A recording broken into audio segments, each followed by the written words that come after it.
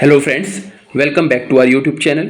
Today we are going to discuss another important topic of law of torts, that is ubi jus ibi remedium. This is a Latin maxim which means that where there is a wrong, there is a remedy. If any wrong is committed, then the law provides a remedy for that. यानी यह maxim यह कहता है कि अगर किसी के साथ किसी प्रकार का रॉन्ग हुआ है तो उसके लिए रेमेडी भी अवेलेबल होगी। और यह मैक्सिम यह भी बताता है कि अगर कोई पर्सन के साथ किसी भी प्रकार का उसके अधिकार का ब्रीच हुआ है या फिर उल्लंघन हुआ है तो इक्विटी उसके लिए सुटेबल रेमेडी प्रोवाइड कराएगी। And this principle also underlines the fact that no wrong should be allowed to go without any compensation if it can be redressed by a court of law. अगर court of law के द्वारा उसकी कोई भी प्रकार की उसके लिए रिड्रेस किया जा सकता है कंपेंसेशन के माध्यम से, तो उसमें कंपेंसेशन निश्चित तौर पर ही दिलाया जाएगा। और लॉ यह भी कहता है कि ऐसा कोई भी अधिकार नहीं है जिसके उल्लंघन होने पर किसी प्रकार की रेमेडी न दी जा सके। अगर हम बात करते हैं डेवलपमेंट ऑफ उबी जूस इबी रेमेडियम की, तो यह दो वर्ड से मिलकर बना हुआ है। पहला jus, that is legal authority to do something और टू डिमांड समथिंग, यानी विधिक अधिकार कोई चीज की मांग करने का या फिर कुछ चीज करने का।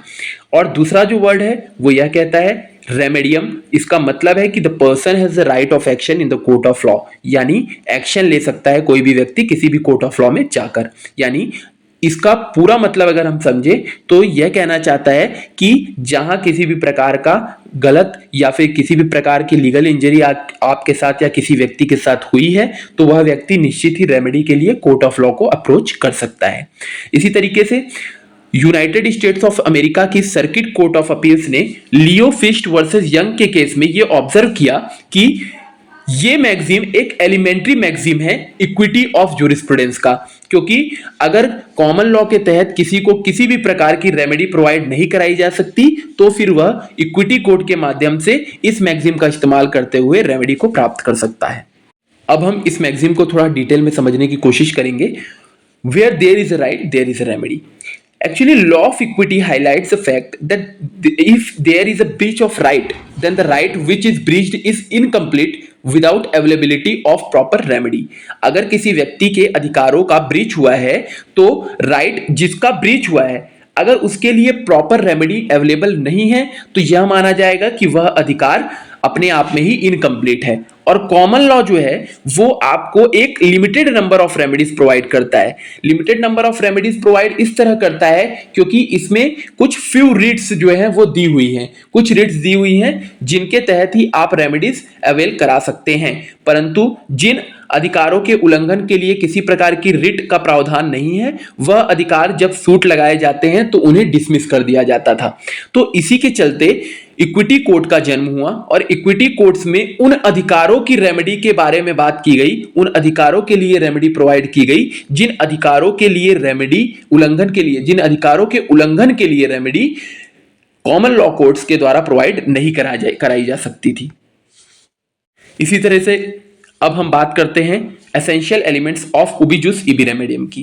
तो सबसे पहला एसेंशियल एलिमेंट यह कहता है कि यह मैक्सिम कहां अप्लाई होगा या फिर कैसे अप्लाई होगा, हम इसके बारे में देखेंगे। तो पहला मैक्सिम यह कहता है कि यह मैक्सिम केवल वहां अप्लाई होता है जहां पर राइट एग्जिस्ट करती है और वह राइट कोर्ट ऑफ लॉ के द्वारा रिकॉग्नाइज की जाती है। अगर कोर्ट ऑफ लॉ उस राइट को रिकॉग्नाइज नहीं करता है तो वह उस राइट के उल्लंघन के लिए या फिर वायलेशन के लिए आपको कभी भी इस मैक्सिम का इस्तेमाल करने से वंचित कर सकता है। दूसरा, a wrongful act must have been done which violates the legal right of a person clearly, यानी कोई भी रॉन्गफुल एक्ट किया होना चाहिए जिससे कि किसी व्यक्ति के लीगल राइट का वायलेशन हुआ है ये क्लियरली दिख रहा हो। अगर क्लियर रूप से ये दिख रहा है कि उस व्यक्ति के लीगल राइट्स का वायलेशन हुआ है उस रॉन्गफुल एक्ट से, तभी इस मैक्सिम का इस्तेमाल करके आपको रेमेडी प्रोवाइड कराई जा सकती है। तीसरा और मोस्ट इंपॉर्टेंट एलिमेंट है कि this maxim can be used only when sufficient relief has not been provided by the court. चौथा कहता है कि यह मैक्सिम वहां अप्लाई होगा जहां किसी भी प्रकार की लीगल इंजरी किसी व्यक्ति को कॉज की गई हो। ठीक, जहां किसी भी प्रकार की लीगल इंजरी उस व्यक्ति को कॉज की गई हो, और अगर ऐसी कोई भी लीगल इंजरी कॉज नहीं होती है तो वहां पर डैमनम साइन इंजुरिया का प्रिंसिपल वर्क करेगा। जैसा कि हमने प्रीवियस वीडियो लेक्चर में समझा है कि डैमनम कॉज इंजुरिया का मतलब होता है, डैमनम साइन इंजुरिया का मतलब होता है कि damage without infringement of right, यानी किसी व्यक्ति के विधिक अधिकारों का उल्लंघन आपने नहीं किया है, उसके बावजूद भी उसे क्षति पहुंचती है, तो फिर उसको कंपेंसेशन देने के लिए आप जिम्मेदार या फिर लायबल नहीं होंगे। तो वहां पर यह प्रिंसिपल अप्लाई होने लगेगा। अब आते हैं हम लिमिटेशंस ऑफ ओबिजुस इबी रेमेडियम की तरफ। तो कुछ लिमिटेशंस भी इसमें प्रोवाइड की गई हैं। यहाँ 6 लिमिटेशंस की हमने बात की है। तो सबसे पहला लिमिटेशन आपको यह कहता है, this maxim does not apply to moral and political wrongs which are not actionable, यानी यह मैक्सिम मोरल और पॉलिटिकल रॉन्ग्स पर अप्लाई नहीं होता जो कि कोर्ट ऑफ लॉ में एक्शनेबल नहीं है। दूसरा, this maxim is not applied to those cases in which proper remedy is given in case of breach of right under common law, यानी यह मैक्सिम वहां भी अप्लाई नहीं होता जहां पर एक प्रॉपर रेमेडी आपको कॉमन लॉ के तहत मिल सकती है। यानी अगर आपके राइट के ब्रीच के लिए आपको कॉमन लॉ के तहत किसी भी प्रकार की रेमेडी दी जा सकती है तो फिर आप इस मैक्सिम का इस्तेमाल करके कोर्ट ऑफ इक्विटी से आप कोई भी रेमेडी प्राप्त नहीं कर सकते। तीसरा लिमिटेशन यह कहता है कि if there is no legal damage which has been caused to any person then this maxim will not be applicable, यानी यह कहता है ये कि अगर किसी व्यक्ति को कोई लीगल डैमेज नहीं हुआ है तो वह व्यक्ति किसी भी प्रकार से इस मैक्सिम को एप्लीकेबल नहीं करवा सकता और उसे वह लीगल डैमेज प्रूव करना होगा अगर उसे रेमेडी चाहिए तो। चौथा, यह कहता है कि no remedies are available in case of breach of marriage vows और पर्सनल कमिटमेंट, यानी कि ब्रीच ऑफ मैरिज वोज या फिर पर्सनल कमिटमेंट के लिए किसी भी प्रकार की रेमेडी अवेलेबल नहीं कराई जाएगी, क्योंकि यह वह प्रॉमिस होते हैं जो बिना कंसिडरेशन के किए जाते हैं और केवल ट्रस्ट यानी विश्वास पर आधारित होते हैं, न्यास पर आधारित होते हैं, इसलिए इनके लिए ये रेमेडी, ये मैक्सिम अप्लाई नहीं होगा। फिर आते हैं 5th पॉइंट पर, that is this maxim is also not applicable in case of public nuisance, यानी यह मैक्सिम पब्लिक न्यूसेंस के केस पर भी अप्लाई नहीं होगा जब तक कि प्लेंटिफ यह साबित ना कर दे कि उसे सोसाइटी के अन्य लोगों के कंपैरिजन में ज्यादा इंजरी सफर करनी पड़ी है। जब तक प्लेंटिफ यह साबित ना कर दे तब तक उसे इस रेमेडी को एप्लीकेबल उसके केस में नहीं किया जाएगा। 6th पॉइंट यह कहता है कि this maxim is not applicable where the plaintiff is negligent और there is negligence on the part of the plaintiff, यानी यह मैक्सिम वहां भी अप्लाई नहीं होगा जहां प्लेंटिफ स्वयं ही नेग्लिजेंट है या फिर उसने अपने पार्ट पर किसी भी प्रकार के नेग्लिजेंस को परफॉर्म किया है, क्योंकि अगर उसके ही नेग्लिजेंट एक्ट के कारण उसके नुकसान हुए हैं तो फिर उसके लिए वह कोर्ट ऑफ लॉ से जाकर रेमेडी नहीं मांग सकता। अब हम केस लॉज ऑफ ओबिजुस इबी रेमेडियम की बात करते हैं। कुछ केस लॉस का हमने यहां जिक्र किया हुआ है, जो आप अगर समझ लें तो आपको यह कॉन्सेप्ट बड़े अच्छे से समझ आ जाएगा। तो सबसे पहला केस लॉ हम बात करते हैं Sardar Amarjeet Singh Kalra versus Pramod Gupta and others की।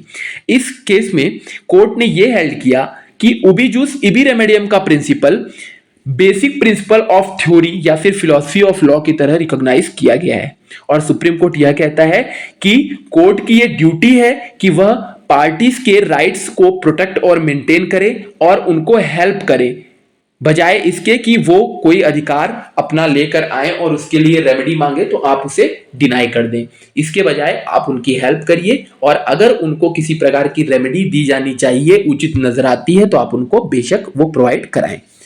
उसी तरीके से एक दूसरा केस है एचबी वर्सेस वाइट का। इसमें प्लेंटिफ एक क्वालिफाइड वोटर था और उसे पार्लियामेंट्री इलेक्शन में वोट देने से वंचित कर दिया गया और डिफेंडेंट यहां पुलिस ऑफिसर था जिसने उसे वोट देने से मना किया या फिर रोका और पुलिस ऑफिसर को ही रिटर्निंग ऑफिसर के तौर पर अपॉइंट किया गया था। हालांकि यह चीज देखी गई कि जिस पार्टी को प्लेंटिफ वोट देना चाहता था, इलेक्शन में जीत उसी पार्टी की हुई, परंतु फिर भी प्लेंटिफ ने एक सूट फाइल किया डिफेंडेंट के अगेंस्ट और उसने यह कहा कि वोट देना मेरा एक विधिक अधिकार था जिसे देने से मुझे रोका गया, इसीलिए मुझे कंपेंसेशन डैमेज के तौर पर दिलवाया जाए। परंतु यहाँ पर डिफेंडेंट ने यह तर्क रखा कि प्लेंटिफ जिस पार्टी को वोट देना चाहता था, जीत तो अंततः उसी पार्टी की हुई, तो यहाँ पर किसी भी प्रकार का डैमेज प्लेंटिफ को नहीं हुआ है। तो इस बात को मद्देनजर रखते हुए कोर्ट ने यह कहा कि किसी भी प्रकार का डैमेज या इंजरी कैंडिडेट के जीत जाने के कारण प्लेंटिफ को नहीं हुई, परंतु उसके बाद भी उसका राइट टू वोट वायलेट किया गया है। इसलिए उस व्यक्ति के राइट को वायलेट करने की वजह से उबी जूस इबी रेमेडियम का सिद्धांत यहां अप्लाई होता है और उस व्यक्ति को कंपेंसेशन अवार्ड किया जाना चाहिए, जो कि उचित भी है। तो इस तरह से आज के टॉपिक में हमने उबी जूस इबी रेमेडियम के सिद्धांत को पूरे अच्छे तरीके से समझा और डिटेल्ड वे में हमने इसे जाना। होप आज की वीडियो आप सभी को पसंद आई होगी और हमने इस टॉपिक को डिटेल वे में आप तक पहुंचाने की जो कोशिश की है हम उसमें सफल हुए हों। एंड अगर आपको इस वीडियो से रिलेटेड किसी भी प्रकार का कोई डाउट है तो आप नीचे दिए गए कमेंट बॉक्स पर पूछ सकते हैं। ऐसे ही और इन्फॉर्मेटिव वीडियोस के लिए हमारे साथ जुड़े रहें और हमारे चैनल को सब्सक्राइब करना ना भूलें। धन्यवाद।